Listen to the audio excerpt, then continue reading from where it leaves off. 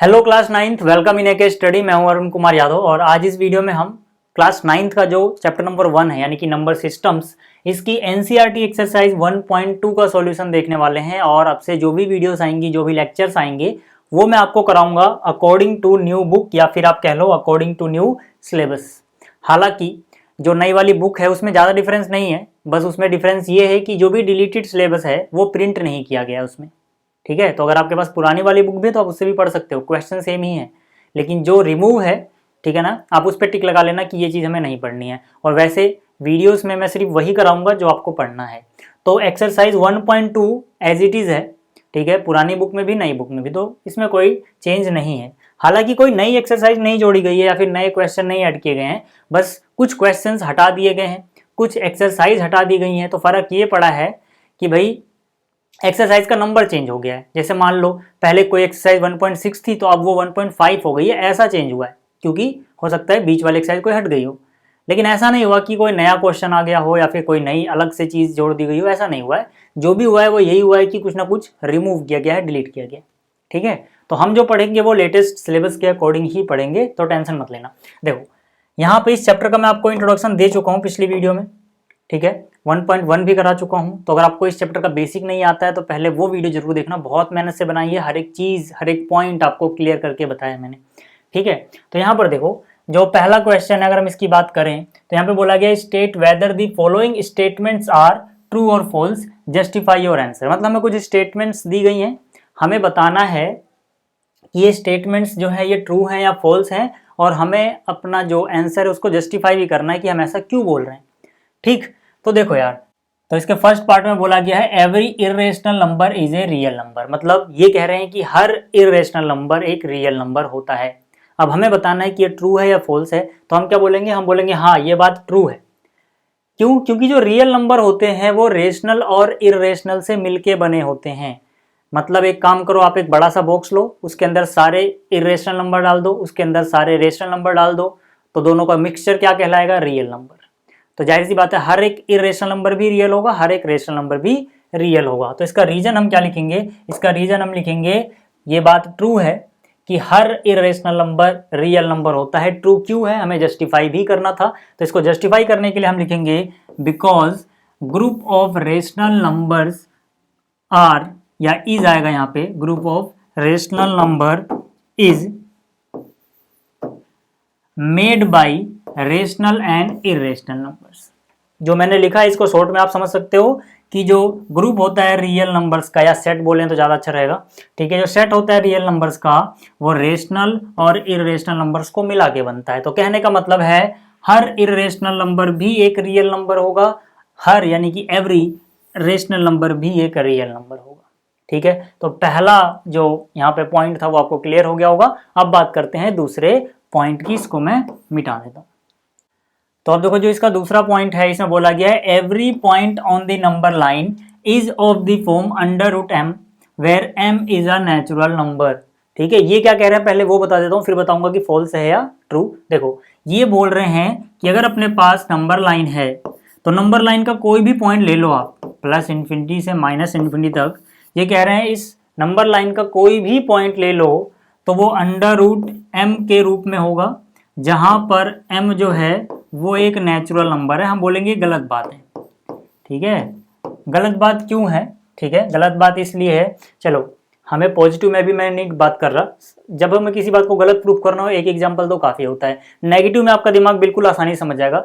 अगर मैं कोई भी नेगेटिव नंबर ले लूँ, जैसे बीच में कहीं ना कहीं जीरो होगा, ठीक है, इधर भी हमें ये चीज़ें मिलेंगी, बट पॉजिटिव में क्यों समझाऊं मैं, मुझे एक एग्जांपल ही तो देना है गलत साबित करने के लिए, फॉल्स साबित करने के लिए, तो मैं नेगेटिव में आपको समझा देता हूँ।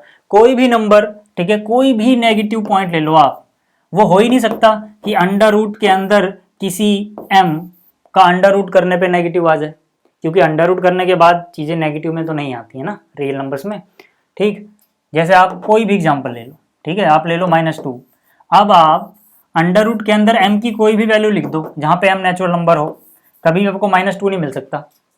ठीक है ना, तो इसका रीजन हम क्या लिखेंगे और इसका उत्तर क्या लिखेंगे, पहले इसका उत्तर लिखेंगे फॉल्स। ठीक है, रीजन हमें आप लिख लो फॉर एग्जाम्पल, ठीक है ना, गलत साबित करने के लिए एक एग्जाम्पल ही काफ़ी है। For example under root m can not be equal to, कोई भी नेगेटिव नंबर भी लिख दो।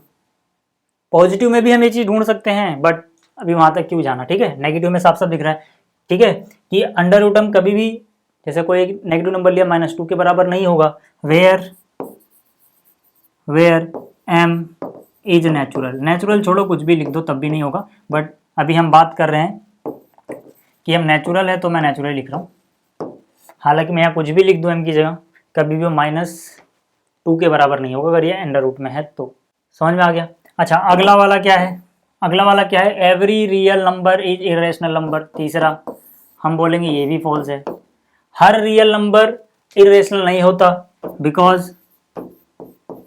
Because real number can be rational और इरेशनल, दोनों ही हो सकता है। ये रेशनल भी हो सकता है और इरेशनल भी हो सकता है। जरा ध्यान समझो इसको।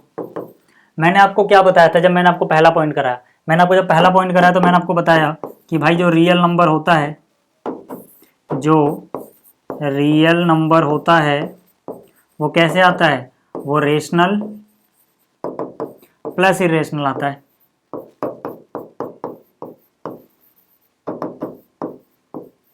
ठीक है, मतलब रेशनल और इरेशनल मिलके रियल नंबर बनाएंगे।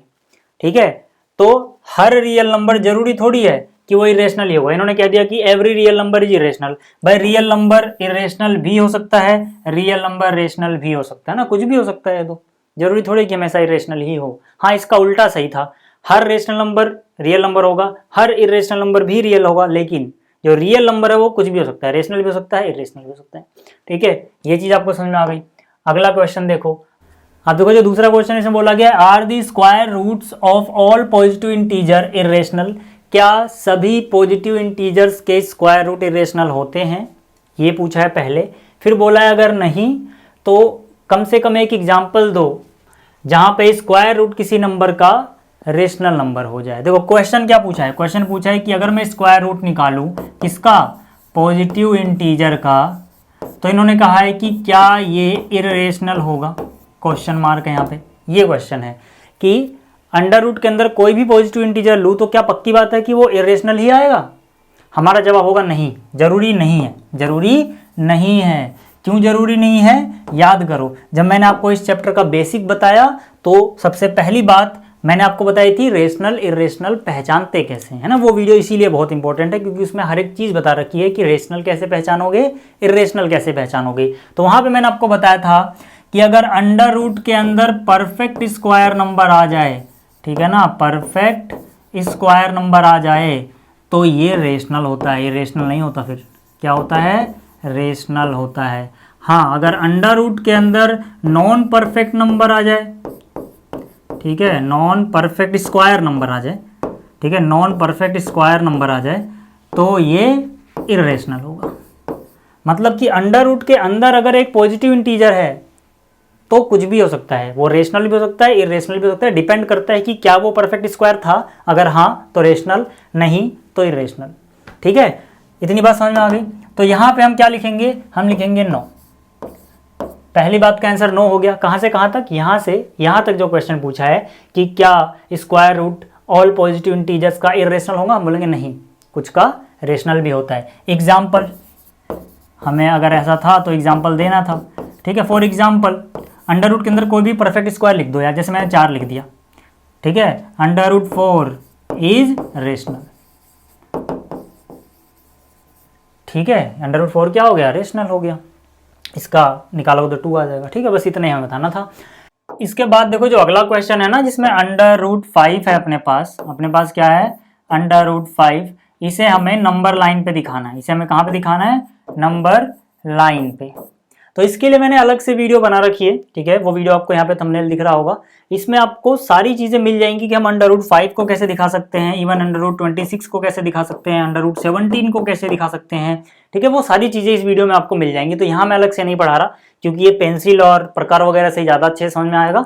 इसी तरह से जो अगला क्वेश्चन है, ठीक है, जिसमें हमें स्पाइरल कंस्ट्रक्ट करना है, ये भी आपको उस वीडियो समझ में आ जाएगा। ठीक है, तो ये दोनों क्वेश्चंस के लिए आप ये वीडियो देख लेना। ठीक है, जिसका थंबनेल आपको नजर आ रहा है। वीडियो के डिस्क्रिप्शन में लिंक भी है, बहुत ही बढ़िया से आपको समझाया मैंने, ठीक है ना, इस वीडियो में। तो इस वीडियो में इतना ही, जल्दी मिलते हैं अगली वीडियो में। इस वीडियो को देखने के लिए थैंक्स।